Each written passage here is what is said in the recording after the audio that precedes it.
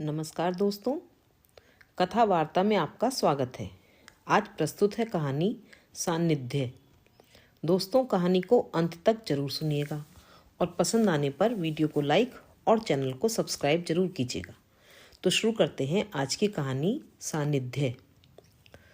मौसम बहुत ही सुहाना हो गया था। आसमान में घिर आए गहरे काले बादलों ने कुछ अंधेरा सा कर दिया था, लेकिन शाम के 4 ही बजे थे। तेज बारिश के साथ आंधी भी चल रही थी।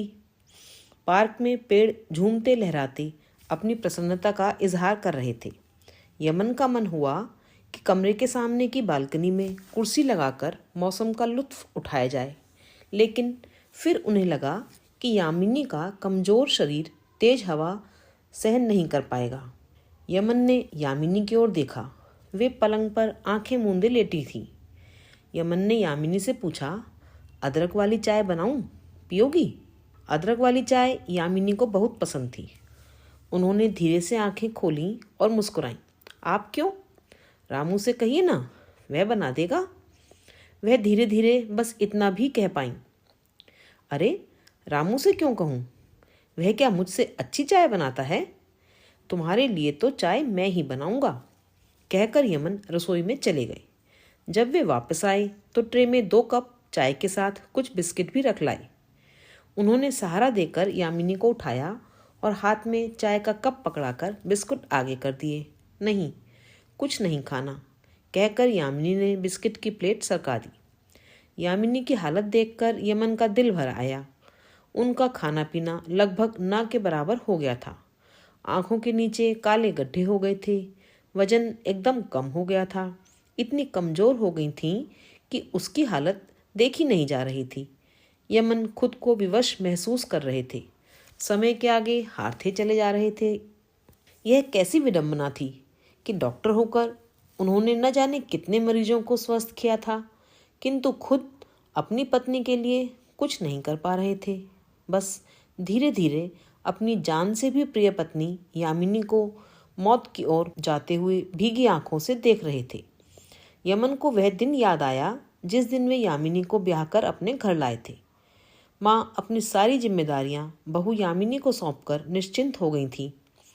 प्यारी सी दिखने वाली यामिनी ने खुले दिल से अपनी हर जिम्मेदारी को स्वीकारा और किसी को भी शिकायत का मौका न दिया। उनके सौम्य सरल स्वभाव ने परिवार के हर सदस्य को इसका कायल बना दिया था। सारे सदस्य उनकी तारीफ करते नहीं थकते थे। यमन मेडिकल कॉलेज में लेक्चरर के पद पर थे। साथ ही घर में एक क्लिनिक खोल रखा था। स्वयं को एक योग्य व नामी डॉक्टर के रूप में स्थापित करने की बड़ी तमन्ना थी। घर की जिम्मेदारियां अकेली यामिनी पर डालकर वे सुबह से रात तक अपने काम में व्यस्त रहते।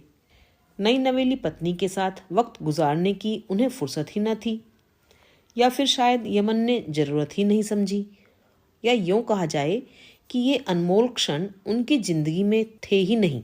उन्हें लगता था यामिनी को तमाम सुख सुविधा व ऐशो आराम में रखकर वे पति होने का फर्ज बखूबी निभा रहे हैं, जबकि सच तो यह था कि यामिनी की भावनाओं से उन्हें कोई सरोकार नहीं था। यामिनी का मन तो यही चाहता था कि यमन उनके साथ सुकून व प्यार के 2 पल गुजारे। वे तो यह भी सोचती थीं कि यमन उनके साथ जितना भी समय बिताएंगे उतने ही पल उसके जीवन के अनमोल पल कहलाएंगे। लेकिन अपने मन की यह बात वे यमन से कभी कह नहीं पाईं। जब कहा तब यमन समझ नहीं पाए, और जब समझे तब तक बहुत देर हो चुकी थी। वक्त के साथ साथ यमन की प्रैक्टिस बढ़ने लगी और उन्होंने एक सर्व सुविधा युक्त नर्सिंग होम खोल लिया। हर कदम पर वे यमन का मौन संबल बनी रहीं। नर्सिंग होम में उनकी व्यस्तता इतनी बढ़ गई कि उन्होंने नौकरी छोड़ दी और सिर्फ अपने नर्सिंग होम पर ही ध्यान देने लगे। इस बीच यामिनी ने भी 2 बच्चों को जन्म दिया और वे उनकी परवरिश में ही अपनी खुशी तलाशने लगी। जिंदगी एक बंधे बंधाए ढर्रे पर चल रही थी। यमन के लिए उनका अपना काम था और यामिनी के लिए उसके बच्चे परिवार। सास ससुर के देहांत और ननद की शादी के बाद यामिनी और भी अकेलापन महसूस करने लगी। बच्चे भी बड़े होकर अपनी पढ़ाई में व्यस्त हो गए। यामिनी का मन किस बात के लिए लालायित है, यह जानने की यमन ने कभी कोशिश ही नहीं की। जिंदगी ने यमन को एक मौका दिया था कभी कोई भी फरमाइश न करने वाली उनकी पत्नी यामिनी ने एक बार उन्हें अपने दिल की गहराइयों से वाकिफ भी कराया था, लेकिन वे ही उनके दिल का दर्द और आंखों के सूनेपन को अनदेखा कर गए थे। उस दिन यामिनी का जन्मदिन था। उन्होंने प्यार जताते हुए उनसे पूछा, बताओ मैं तुम्हारे लिए क्या तोहफा लाऊं? तब यामिनी के चेहरे पर एक फीकी सी मुस्कान आ गई। उन्होंने धीमी सी आवाज में बस इतना ही कहा, तोहफे तो आप मुझे बहुत दे चुके, अब तो बस आपका सानिध्य चाहिए। यमन बोले, वह भी मिल जाएगा, कुछ साल और मेहनत कर लूं, अपनी व बच्चों की लाइफ सेटल कर लूं, फिर तो तुम्हारे साथ समय ही समय गुजारना है। कहते हुए साड़ी का एक पैकेट थमाकर यमन चले गए। यामिनी ने फिर कभी यमन से कुछ नहीं कहा। बेटा भी डॉक्टर बन गया था, उसने भी डॉक्टर लड़की से शादी कर ली थी। बेटे बहू का भी सहयोग यमन को मिलने लगा। बेटी की भी शादी हो गई। दोनों अपनी जिम्मेदारी से निवृत्त हो गए, लेकिन परिस्थिति आज भी पहले की ही तरह थी। यामिनी अब भी यमन के सानिध्य को तरस रही थी। शायद सब कुछ इसी तरह चलता रहता अगर यामिनी बीमार ना पड़ती। एक दिन जब सब लोग नर्सिंग होम में थे, यामिनी चक्कर खाकर गिर पड़ी। घर के नौकर रामू ने जब फोन पर बताया तो सब घबरा गए। फिर शुरू हुआ टेस्ट कराने का सिलसिला। जब रिपोर्ट आई तो पता चला कि यामिनी को कैंसर है। यमन यह सुनकर घबरा गए। उनके पैरों तले की जमीन खिसकने लगी। उन्होंने अपने मित्र कैंसर स्पेशलिस्ट को रिपोर्ट दिखाई। उन्होंने देखते ही साफ कह दिया, यमन, तुम्हारी पत्नी को कैंसर है। इसमें कुछ तो बीमारी के लक्षणों का पता ही देरी से चलता है और कुछ इन्होंने अपनी तकलीफें छिपाई होंगी। अब तो इनका कैंसर लास्ट स्टेज पर है। वह शरीर के दूसरे अंगों तक भी फैल चुका है। कुछ भी कर लो, लेकिन कुछ खास फायदा होने वाला नहीं है। अब तो जो समय शेष है, बस इनको खुश रखो। यह सुनते ही यमन के मानो दम ही निकल गया। उन्हें यकीन नहीं हो रहा था यामिनी इतनी जल्दी इस तरह उन्हें दुनिया में अकेला छोड़कर चली जाएगी। वे तो हर वक्त एक खामोश साए की तरह उनके साथ रहती थी। उनकी हर छोटी छोटी जरूरत को कहने से पहले पूरा कर देती थी। फिर यूं अचानक उनके बिना। अब जाकर यमन को लगा कि उन्होंने अपनी जिंदगी में कितनी बड़ी गलती कर दी। यामिनी के अस्तित्व की कभी कद्र नहीं की, उसे कभी महत्व नहीं दिया। आज यमन को अपनी की हुई गलतियों की कड़ी सजा मिल रही थी। जिस महत्वाकांक्षा के पीछे भागते भागते उनकी जिंदगी गुजरी थी, जिसका उन्हें बेहद गुमान था, आज अपना सारा गुमान शान तुच्छ लग रहा था। अब जब उन्हें पता चला कि यामिनी के जीवन का बस थोड़ा ही समय बाकी रह गया है, तब उन्हें एहसास हुआ कि वे उनके जीवन का कितना बड़ा अहम हिस्सा थीं। यामिनी के बिना जीने की कल्पना मात्र से ही वे सिहर उठे। वे हमेशा यामिनी को उपेक्षित करते रहे, लेकिन अब अपनी सारी सफलताएं उन्हें बेमानी लगने लगीं। पापा जी, आप चिंता मत कीजिए, मैं अब नर्सिंग होम नहीं जाऊंगी, घर पर ही रहकर मम्मी जी का ध्यान रखूंगी, उनकी बहू कह रही थी। यमन ने एक गहरी सांस ली और उसके सिर पर हाथ फेरते हुए कहा, नहीं बेटा, नर्सिंग होम अब तुम ही लोग संभालो। तुम्हारी मम्मी को इस वक्त सबसे ज़्यादा मेरी ज़रूरत है। उसने मेरे लिए बहुत कुछ त्याग किया है। उसका ऋण तो मैं किसी भी हालत में नहीं चुका पाऊंगा, लेकिन कम से कम अंतिम समय में उसका साथ तो निभाऊं। उसके बाद नर्सिंग होम जाना यमन ने बंद कर दिया। अब घर पर ही रहकर यामिनी की देखभाल करते, उससे दुनिया जहान की बातें करते, कभी कोई किताब पढ़कर सुनाते तो कभी साथ बैठकर टीवी देखते। वे किसी भी तरह यामिनी के जाने के पहले बीते वक्त की भरपाई करना चाहते थे, मगर वक्त उनके साथ नहीं था। धीरे धीरे यामिनी की तबीयत और बिगड़ने लगी।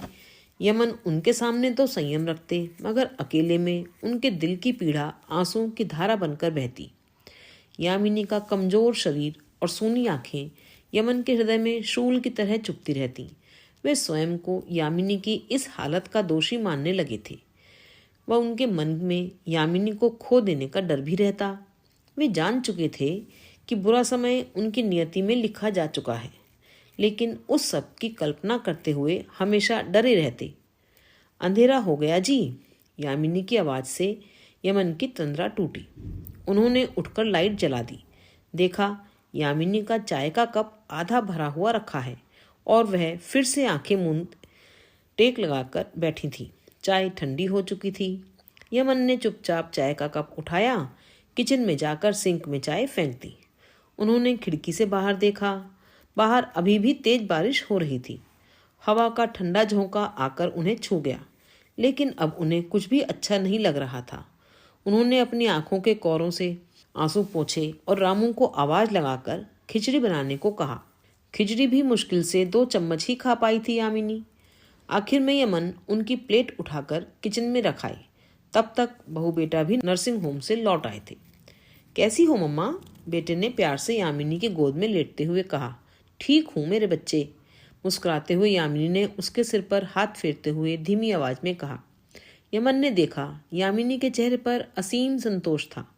अपने पूरे परिवार के साथ होने की खुशी थी उन्हें। वह अपनी बीमारी से अनजान नहीं थी, फिर भी प्रसन्न ही रहती थी। जिस अनमोल सानिध्य की आस लेकर वर्षों से जी रही थी, वह अब उन्हें बिना मांगे ही मिल रही थी। अब वे तृप्त थीं, इसलिए आने वाली मौत का कोई डर या अफसोस यामिनी के चेहरे पर दिखाई नहीं दे रहा था। बच्चे काफी देर तक माँ का हालचाल पूछते रहे, उन्हें अपने दिन भर के काम के बारे में बताते रहे। फिर यामिनी का रुख देखकर यमन ने उनसे कहा, अब तुम लोग खाना खाकर आराम करो, थक गए होंगे।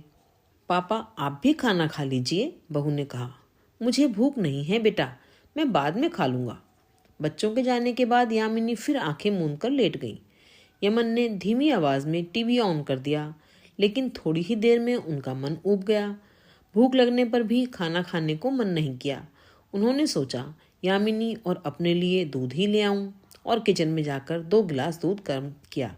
यामिनी, दूध लाया हूँ। कमरे में आकर यमन ने धीरे से आवाज लगाई, लेकिन यामिनी ने कोई जवाब नहीं दिया। उन्हें लगा कि वे तो सो रही हैं, अतः उनके गिलास को ढक कर रख दिया और खुद पलंग की दूसरी तरफ बैठकर दूध पीने लगे। यमन ने यामिनी की तरफ देखा।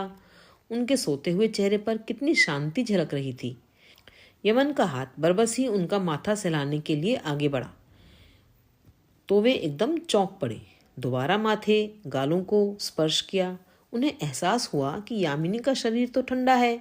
वे सो नहीं रहीं, बल्कि वे तो हमेशा के लिए चिर निद्रा में विलीन हो चुकी हैं। वे एकदम सुन्न हो गए। उन्हें समझ ही नहीं आ रहा था कि वे क्या करें। फिर यमन की धीरे धीरे चेतना जागी। पहले सोचा जाकर बच्चों को खबर कर दें, लेकिन कुछ सोचकर रुक गए। सारी उम्र यामिनी यमन के सानिध्य के लिए तड़पी थी, लेकिन आज यमन एकदम तन्हा हो गए थे। अब वे यामिनी के सानिध्य के लिए तरस रहे थे। आंखों से आंसू लगातार बहे जा रहे थे। वे यामिनी की मौजूदगी को अपने दिल में महसूस करना चाह रहे थे। इस एहसास को अपने अंदर समेट लेना चाहते थे, क्योंकि बाकी की तन्हा जिंदगी उन्हें अपने इसी दुख भरे एहसास के साथ व पश्चाताप के दर्द के साथ ही तो गुजारनी थी। यमन के पास केवल एक रात ही थी। अपने और अपनी प्रिय पत्नी के सानिध्य के इन आखिरी पलों में वे किसी और की दखलंदाजी नहीं चाहते थे। उन्होंने लाइट बुझा दी और निर्जीव यामिनी को अपने हृदय से लगाकर फूट फूट कर रोने लगे। बारिश भी अब थम चुकी थी, लेकिन यमन की आंखों की बारिश रुकने का नाम ही नहीं ले रही थी। काश यमन अपने जीवन के व्यस्त क्षणों में से कुछ पल यामिनी के साथ गुजार लेते, तो शायद आज यामिनी यमन को छोड़कर इतनी जल्दी न जाती। यमन के सानिध्य की तड़प अपने साथ लेकर यामिनी हमेशा के लिए चली गई थी और यमन को दे गई थी पश्चाताप का असहनीय दर्द। अभी आप सुन रहे थे कहानी सानिध्य।